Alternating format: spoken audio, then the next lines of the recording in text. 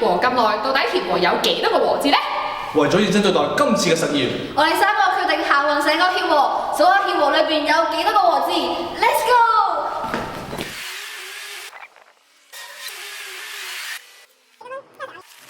咪住，我哋咁樣數到天光都未數完喎。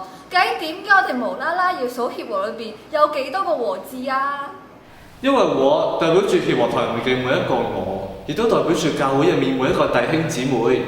我哋希望了解大家對教會嘅期望，同埋了解大家嘅需要，所以我哋成立咗認識協和堂教會小隊，又簡稱協和小隊。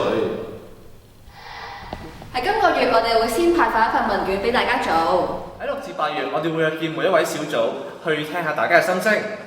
你哋嘅參與非常之重要㗎，因為我哋希望成為一個合一、同心同埋合主心意嘅教會。期待聽到各位嘅心聲。